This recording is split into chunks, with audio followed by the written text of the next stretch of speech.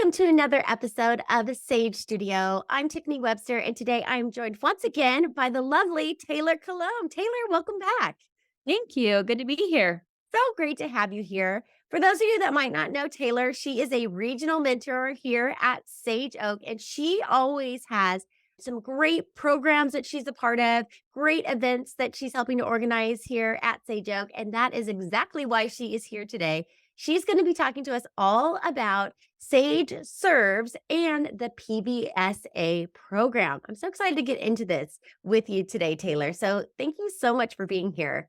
Yeah, you're welcome. All right, so tell our families that might be new to Sage Oak or unfamiliar with this program, what is the PVSA program? And let's just start with, what does PVSA even stand for? Yeah, great question. Okay, so the PVSA stands for President's Volunteer Service Award. And this was actually established in 2003 by the President's Council on Service and Civic Participation. And it was just a way for our country to recognize the role of volunteers and the impact we make in our communities, and just to really place value and emphasis on how we can impact our world. And it's part of our nation's identity and our strength. So they wanted to honor those people. I love that idea. So there is this idea about really reinforcing those values of being part of a community, giving back through service. And how did that go from like a nationwide idea to something that we've adopted here at Sage Oak?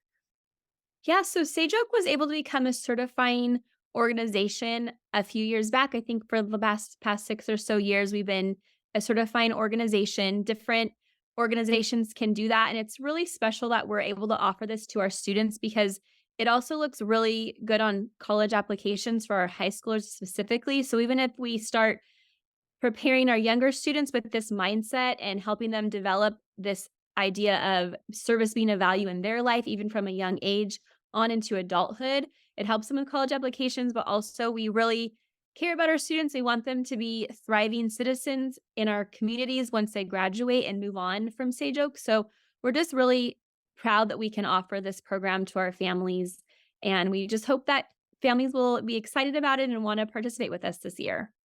Such a great program for that reason that, like you said, it has those benefits. Not only does it benefit, the community and the organizations where students are providing their service, but then it also does benefit the students as well because they are growing their character and they're also earning those recognitions as well, which is only going to help propel them into the next stage of life when they start applying for applications. These are the types of things that really help students stand out in the crowd. And I will say, having worked in the high school department, I know that, when colleges are looking at service, any service is always recognized. But when they can see a history of students performing service for their community, that really does go a long way versus like trying to squeak in just that 1 hour of service the last year of high school. It really speaks to the student and the character of the student when they have a little bit of this longevity behind the service that they are providing. In that way, it's so great that Sage Oak offers this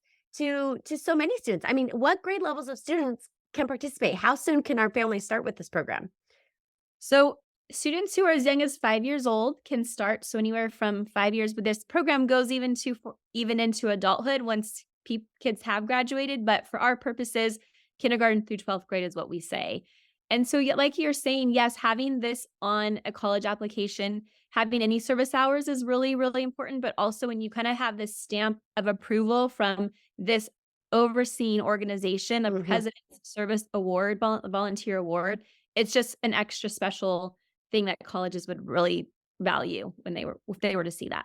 So we touched a little bit on the importance of this program because it helps students learn the values of giving back, learn the values of service within their communities. And I know that that relates to our Sage Oak student learning outcomes. Can you talk to us a little bit about how those things correlate?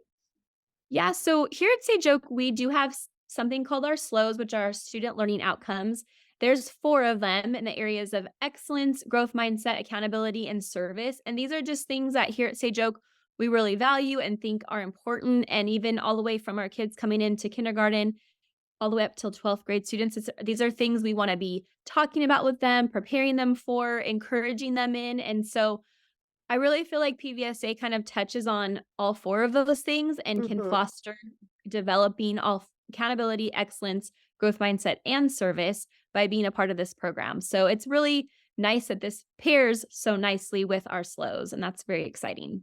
I think that is a really nice fit as well. And when parents and families are thinking about, how they can work on those core areas, the excellence, the growth mindset, the accountability, and the service, this program really does allow them to do all of those things at one time. So, give us a couple ideas. If this is starting to sound good to some of our parents and they're starting to think about ways that their kids might be able to start volunteering, give us some ideas about ways that you've seen students do this. Yeah, so there are just so many things that kids can jump into and be a part of, but some examples would be volunteering locally at your local library, maybe through reading programs or shelving books. You could be a part of a community garden. Work. You could volunteer at an elderly home, participate in food drives, animal shelters, park and beach cleanup, charity walks and runs, making care packages for military, homeless shelters, disaster reliefs. You could be a part of a community art project, festivals, or you could even host or participate in fundraisers. I mean, the sky is the limit. There's so many ways that you could jump in here. One thing I would suggest too is you could contact your local city and find out, ask them what are some volunteer opportunities that they have coming up that you could jump into, your kids could jump into. See if there's any nonprofit organizations they're already working with. You could also come alongside. And then also think about too, what are your kids already a part of? So if they're really into soccer and they're part of a local soccer community, what are ways that they could give back to that Mm. organization that they're already a part of, whether that's volunteering at the snack shop or if there an opportunity where they could ref and volunteer in that way. So we want to make this obviously as such a great fit for your family. So we would really encourage families to kind of naturally think about what are some things you're already a part of that you could just kind of continue and build upon. I think those are such great ideas, and I think they're so doable because all of those types of organizations are looking for volunteers.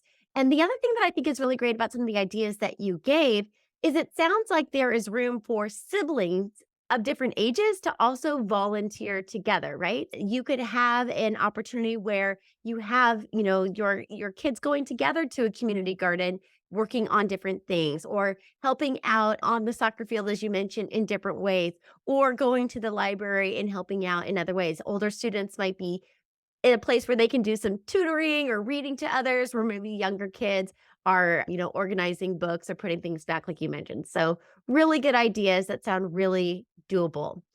Okay, so for our families that want to get involved in this, how does that whole process go?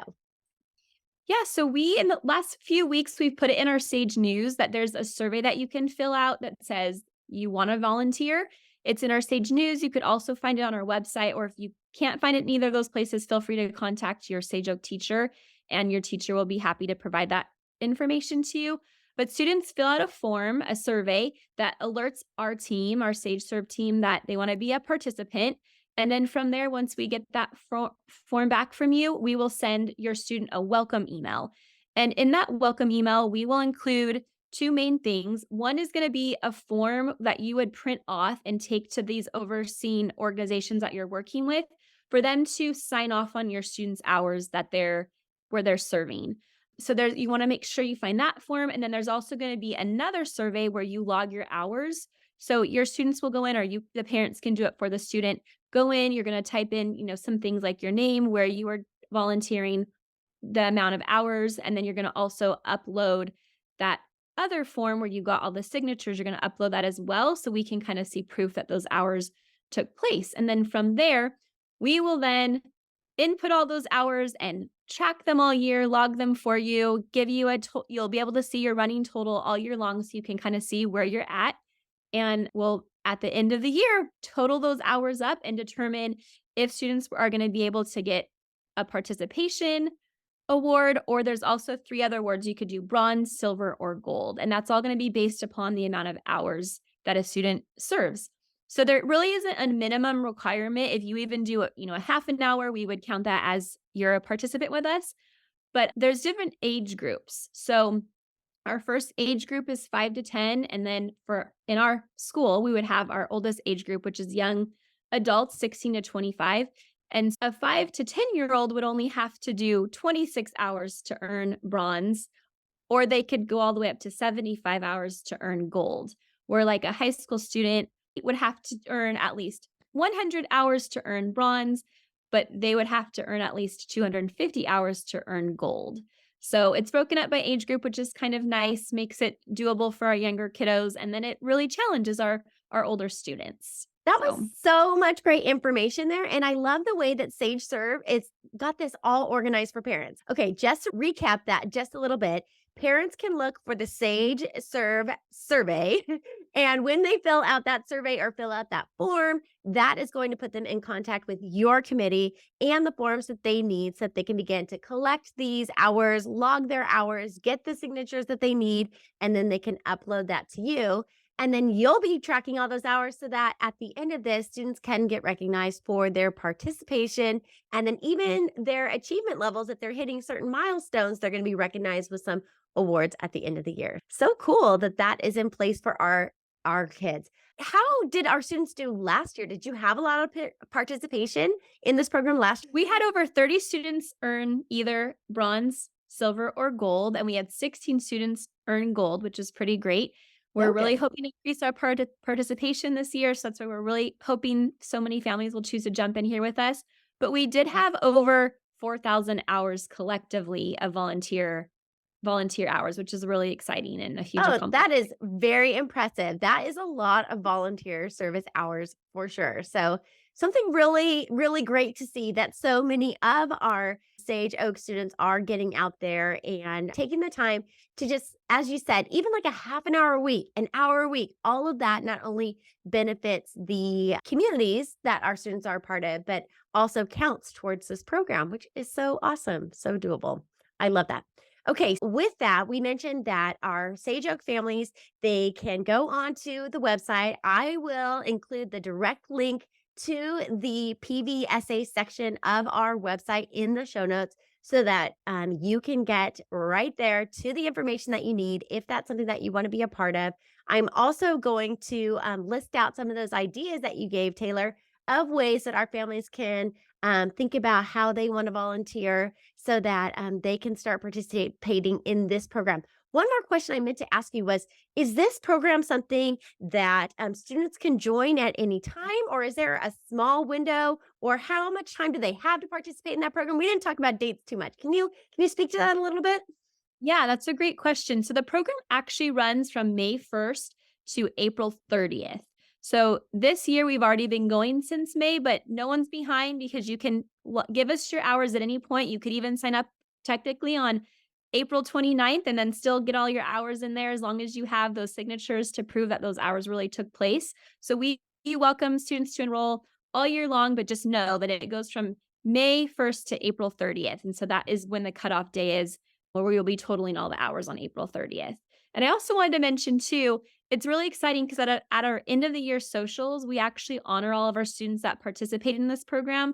So it's really a fun way just at the end of the year to celebrate these students and their accomplishments. I just wanted to make sure that we mentioned that too. So good. I love that part too. And it really is so fun to not only see the students being recognized for all the effort that they put into this, but it's so great to hear the stories too of the impact that they are making. I mean, I know that we've had so many of our students be able to make connections, make new friends, even have some college and career opportunities come out of some of the volunteering that they did. They may have discovered that, wow, they really love working with animals, or they really love working with the elderly, or they really want to get involved in civic government at some point. So that's another win too. I mean, that they really just get a chance to see where they fit into the world through the means of service. So really cool to see. Great point. That's a great Yeah. point.